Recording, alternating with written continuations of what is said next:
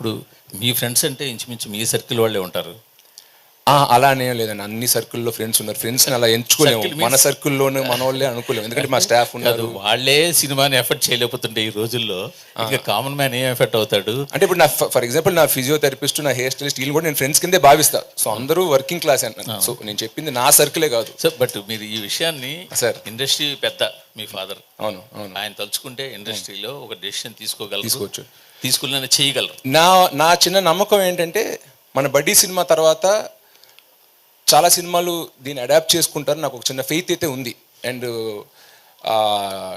Ticket price పెంచేసి ఒక cinema లవర్ని ఎక్కువ డబ్బులు సంపాదించేదానికన్నా ఎక్కువ మందిని థియేటర్ తీసుకొచ్చి ఇంకా ఎక్కువ సంపాదించవచ్చు అని నా నమ్మకం. సో నా పర్సనల్ బిలీఫ్, ఈ ఎక్స్పెరిమెంట్ అదే ఈ అటెంప్ట్ మనం అనుకున్నట్టు సక్సెస్ అయితే ఖచ్చితంగా మిగతా ప్రొడ్యూసర్స్, మిగతా డైరెక్టర్స్ వాళ్ళందరూ కూడా, డిస్ట్రిబ్యూటర్స్ కూడా ఇది ఫాలో అవుతారు అనుకుంటున్నానండి. సో మీ ఒక బ్రదరు సినిమా ప్రొడక్షను, డిస్ట్రిబ్యూషను, థియేటర్స్లో బిజీ ఉన్నారు. ఇంకో బ్రదర్ చెప్పక్కర్లేదు, ఆయన పాన్ ఇండియా స్టార్ అయిపోయారు.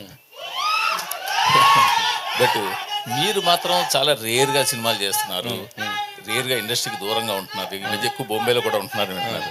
అసలు మీ గోల్ ఏంటి అసలు? యాక్చువల్గా మీరేమని అంటే ఓన్లీ ఇందులోనే ఇలా వెళ్దాం అనుకుంటున్నారా, లేకపోతే మీ ఫ్యామిలీకి ఉన్న రకరకాల వేరియస్ బిజినెస్లు ఉన్నాయి, స్టూడియో ఉంది, ఇంకేవో చాలా ఉన్నాయి కదా, వాటిలోకి ఏమైనా ఎంటర్ అవుదాం అనుకుంటున్నారా?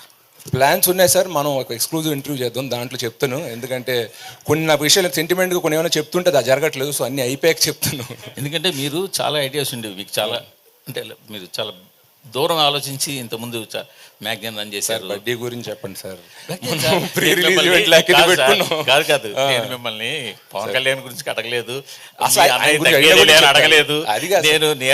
మాకేంటంటే సినిమా 2 రోజులు రిలీజ్ ఉంది, సినిమా ప్రమోట్ చేసుకుందాం అని వస్తుంటే మీరు నా ప్రమోషన్ చేస్తున్నారు. నా ప్రమోషన్ ప్యూర్గా మీ గురించే అడుగుతున్నాను నేను, ఇంకేం అడగల. అదే సార్, నా గురించి వద్దు, సినిమా గురించి అడగండి అంట. అదే సినిమా గురించి. మీరు ఎందుకు మీ సొంత బ్యానర్లో ఎందుకు సినిమా జరగట్లేదు?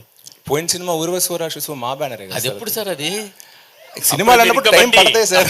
మీరు బడ్డీ ఇప్పుడు పెద్ద అయిపోయారు కదా. సరే సార్, నెక్స్ట్